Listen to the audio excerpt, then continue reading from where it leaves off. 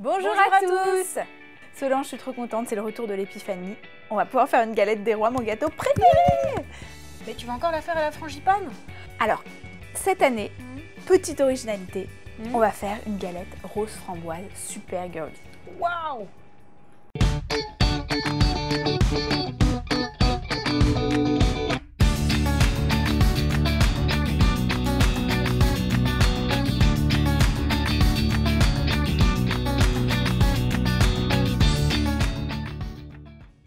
Pour réaliser notre galette bien girly, il nous faudra 2 pâtes feuilletées rondes, de bonne qualité pur beurre, un œuf et un peu de colorant pour la dorure et 125 g de framboise.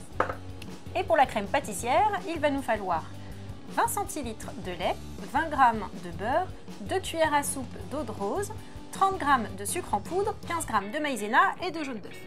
Et pour la crème d'amande, il nous faudra 100 g de beurre, 100 g de poudre d'amande, 60 g de sucre glace et un œuf. La première chose à faire quand on fait une galette, c'est tout de suite, on remet nos pâtes feuilletées au frais parce qu'après, elles sont trop dures à manipuler. Donc ça, c'est le premier réflexe. Et juste après, on attaque la crème pâtissière. Pour bien réussir sa crème pâtissière, ce que je trouve pratique, c'est d'utiliser 2 casseroles, une pour le lait et une dans laquelle on fera la crème pâtissière une fois qu'on aura versé le lait. D'accord, donc moi je vais faire chauffer le lait. Exactement. D'un côté, et toi? Et moi, je vais mélanger le sucre et les jaunes d'œufs. Alors si on avait fait une crème pâtissière pour une frangipane classique, on aurait mis une petite gousse de vanille, mais là on ajoutera l'eau de rose à la fin. D'accord, donc si on avait eu de la vanille, en fait on l'aurait fait infuser un peu. Exactement, c'est en gros les arômes, c'est soit on les fait infuser dans le lait selon ce que c'est, si par exemple c'était je sais pas du thym ou du basilic ou de la vanille, soit on les ajoute à la fin si c'est par exemple de l'eau de rose, de l'eau de fleur d'oranger, de la pâte de pistache, et dans ce cas-là on parfume sa crème pâtissière à la fin. Une fois que j'ai bien mélangé les jaunes et le sucre, j'ajoute la maïzena. Et tu mélanges, alors ça devient tout pâteux. Ça devient pâteux, mais il faut vraiment le faire à cette étape-là, ça évite les grumeaux. D'accord. Le lait est chaud, donc on va le verser, mais juste un petit peu au début. Voilà, exactement. Ça se mélangera plus facilement et on le fait surtout hors du feu, comme ça, on risque rien. Voilà, ça fluidifie un peu ma petite pâte. Maintenant, une fois qu'on a un peu liquéfié notre mélange sucre jaune maïzena, là c'est bon, tu peux verser tout le reste, ça se mélangera nickel. En effet. Et pas un seul grumeau. Et pas de grumeaux.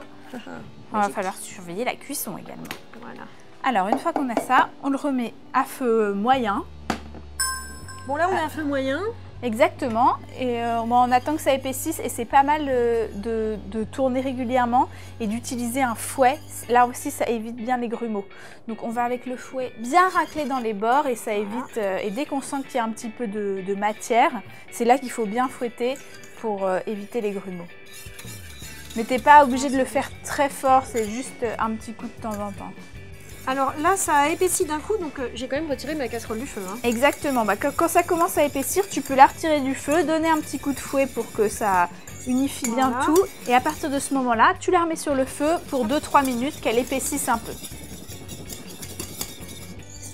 Bon, et là, il faut mélanger un peu plus pour pas que ça brûle. Voilà, faut pas que ça brûle, mais normalement, t'es sauvé, elle fera plus de grumeaux.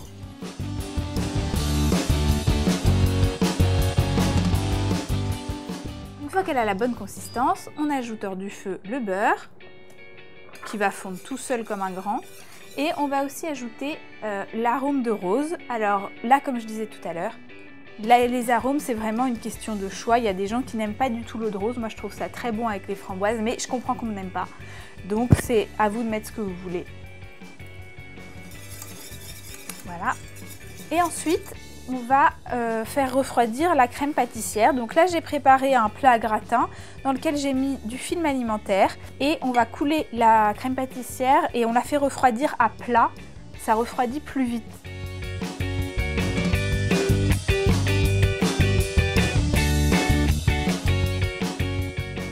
Et une fois qu'on a fait ça, on a juste à rabattre le film alimentaire.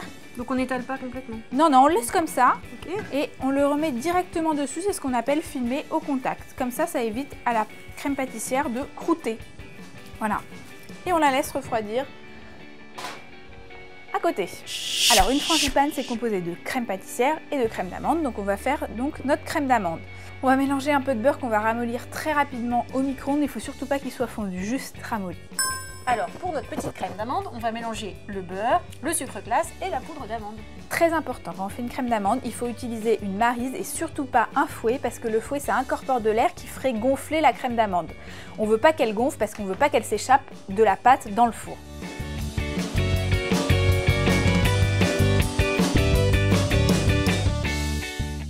Et je vais t'ajouter l'œuf entier. Hop.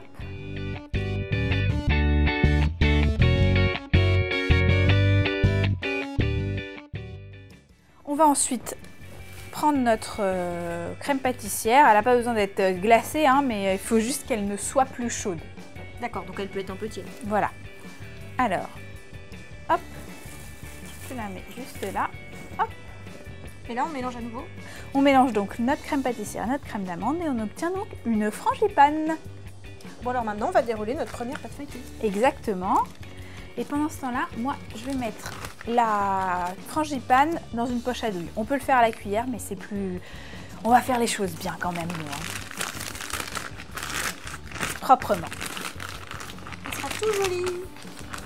Là, je vais vous donner les secrets pour avoir une galette vraiment parfaite, qui a des beaux bords qui se déploient bien à la cuisson. Et pour ça, on inversera le côté de la galette tout à l'heure. Tu vas comprendre très bien. Et donc pour la première pâte feuilletée en dessous, il faut la piquer à la fourchette.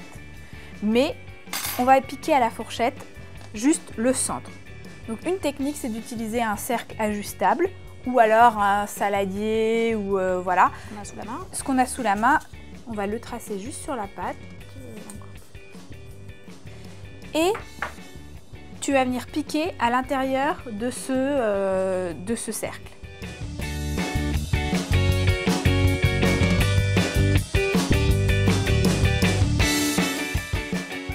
Une fois que j'ai coupé la poche à douille, je vais venir mettre une première couche fine de frangipane.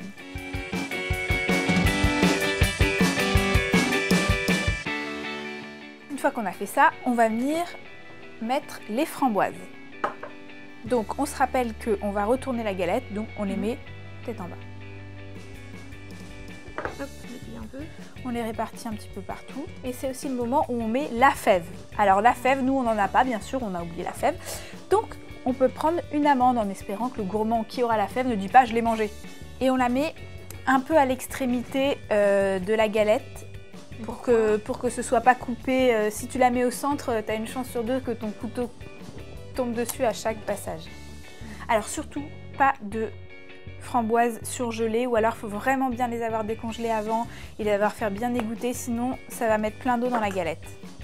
Et on va venir pocher le reste de frangipane par-dessus. Alors pour une petite galette de 6-8 personnes, on n'est peut-être pas obligé de tout mettre parce qu'on va recouper, donc ça fera une petite galette. Si c'est pour utiliser, si vous utilisez toute la pâte feuilletée et que vous voulez faire une grosse galette, dans ce cas-là, mettez tout. Et c'est là que c'est pratique d'avoir mis dans une poche à douille ou dans un sac de congélation, hein, si on n'a pas de poche à douille, où on coupe le bord, l'angle, voilà, parce que du coup c'est plus facile à mettre par-dessus les framboises. Oui, avec une cuillère c'est moins pratique. C'est moins facile, on est moins précis. Et ensuite, on va mettre la deuxième pâte feuilletée par-dessus. Alors, il y a une technique ? Il faut qu'elle soit froide. Si elle n'est pas froide, c'est vraiment l'horreur à mettre, alors que ça peut être très simple si elle est bien froide, cette pâte feuilletée. Avec le papier, ça lui donne un peu de rigidité qui est plus facile à placer. Et voilà. On se met bord à bord. Exactement. Et après, tu la fais descendre tout doucement en essayant de bien guider sur les côtés. On essaye un petit peu de venir regarder où est notre cercle de pâte. Et là, on le voit bien, hein, tu vois. Et on va venir appuyer déjà avec le côté de la main pour un petit peu chasser les bulles d'air. On commence par ça. Et ensuite, on prend le pouce. On aurait tendance à vouloir venir pincer la pâte au bord. Mais ce qui est important, c'est de venir vraiment pincer la pâte au ras de la garniture. D'accord? Donc en gros, on vient appuyer. Et là encore, si elle n'est pas froide, ça peut la déchirer. Donc, oui. Là, ça doit coller au pouce. Exactement. On peut avoir mis un petit peu d'eau en dessous, mais franchement, c'est même pas nécessaire. Et surtout pas de jaune d'œuf, parce que le jaune d'œuf, ça coagule et tout, c'est pas bien. C'est pas bon. Donc, l'humidité de la pâte, généralement, suffit bien. Ensuite, je vais reprendre mon cercle. Et c'est là que c'est génial d'avoir un cercle ajustable, c'est qu'on peut se mettre exactement où on veut autour de la galette. Et l'idéal, c'est de laisser donc 2 cm autour de notre garniture. Et on va venir couper avec le cercle. Ah oui. Et du coup, avec un saladier, ça fonctionne aussi? Avec un saladier, si c'est un saladier en métal, ça fait en porte-pièce. Si c'est un saladier en verre, on le pose et après on coupe au couteau. Avec un couteau. Voilà. On vient enlever le reste de pâte. Et alors, attention, on va la garder si on veut faire des petites décos. Et on va la remettre au réfrigérateur sans la mettre en boule, tu vois, parce que la pâte feuilletée, oui. C'est comme si on refaisait des couches, d'accord? On la met tout de suite au frais. Et ensuite, le moment qu'on préfère, le chiquetage. Alors, on prend un couteau, pas forcément très coupant, ça peut être un couteau à bourron, et on utilise le dos de la lame, et on va venir le rentrer dans la pâte pour souder les 2 pâtes ensemble. Mais ça les coupe pas, ça coupe pas la pâte, quoi, ça chiquette, ça chiquette.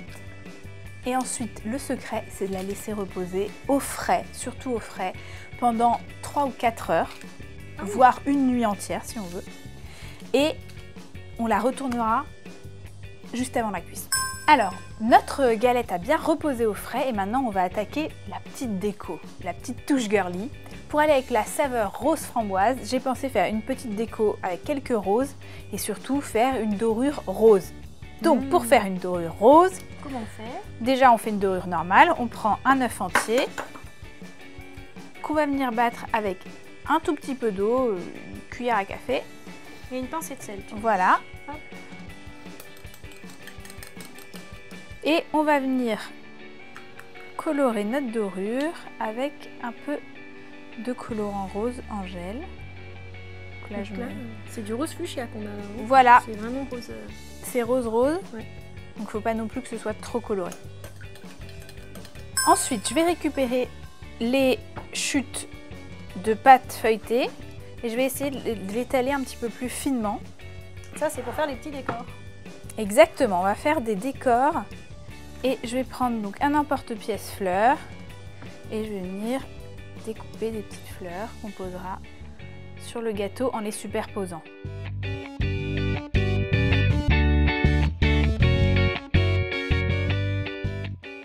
Une fois qu'on a coupé nos petites fleurs en pâte feuilletée, on va leur faire une petite dorure rose. Donc on a aussi préparé une dorure classique, pas rose, pour faire un contraste. Il y aura les fleurs roses sur la galette normale. On leur applique une première dorure au pinceau. Et là on est comment? On est généreux? On y va franchement, hein, parce que sinon on verra pas le rose. Et là, il faut vraiment faire 2 dorures, sinon on n'aura jamais la couleur. On met ça au frais quelques minutes. Alors là, on est allé chercher notre galette. On avait dit qu'il fallait la retourner. Et ben on va la retourner. Maintenant qu'elle est bien froide, on va pouvoir la retourner sans problème. On va juste prendre une deuxième feuille de papier cuisson. On va juste faire glisser la petite tarte. Je te remets une feuille de papier cuisson sur la plaque. Hop, comme ceci. 1, 2, 3. Génial. Et à partir de là, il faut qu'on procède assez rapidement parce qu'il faut que la galette reste fraîche. Donc pendant ce temps-là, on a préchauffé le four à 210 degrés. Thermostat 7. Alors c'est le moment où on va strier notre galette, n'est-ce pas? Pour la faire toute jolie. Pour la faire jolie. Alors moi j'aime bien utiliser une très grande spatule, mais sinon vous pouvez tracer les traits au couteau, mais ça permet d'être bien droit et de voir ce qu'on fait. Là par exemple je vais faire un peu comme une roue. Donc je vais commencer par un trait au milieu, puis une croix bien droite. Donc si vous avez une spatule ou un très grand couteau, c'est vraiment plus pratique, mais sinon on trace au couteau, il faut juste être sûr de son geste. Hein. Une règle sinon, oui, une règle bien propre. Hop.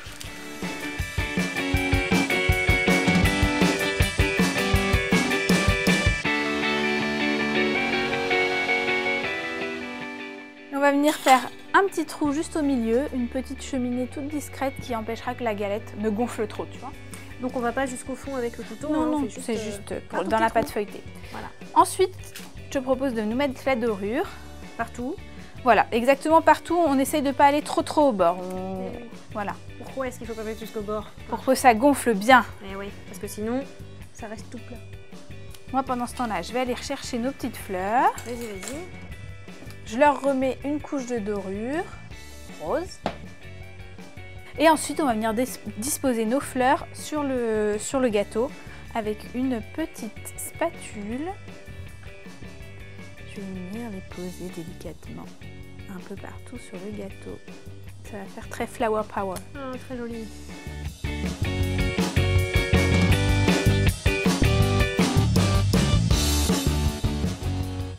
Et ensuite, on enfourne à 210 degrés, de préférence dans le bas du four, pour que la pâte cuise bien en dessous. Et en même temps, le dessus ne dort pas trop vite. Et on la laisse environ 40 minutes, au moins, et on vérifie. Bon, bah c'est parti.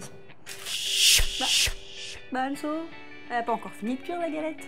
Bon, écoute, j'ai essayé la couronne, elle m'allait, donc bon, bah, tant que tu n'auras pas la fève, je la garde. Allez, on va la chercher. On va vérifier. Elle est belle cette galette et ça sent déjà la framboise. Bon, alors par contre, pour être honnête, je crois que le rouge des fleurs, c'était une tentative, mais bon, ça n'a pas marché. Non mais ça fait un joli contraste quand même. Ça fait un contraste et en tout cas, les fleurs, c'est très joli sur la galette. Et on va quand même la goûter. Bon, allez, j'enlève la couronne, juste pour qu'on la découpe. Quand même. On verra si je vais pas la reprendre après.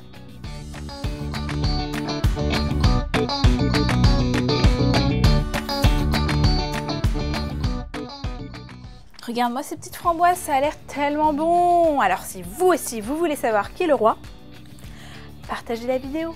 Et abonnez-vous à notre chaîne.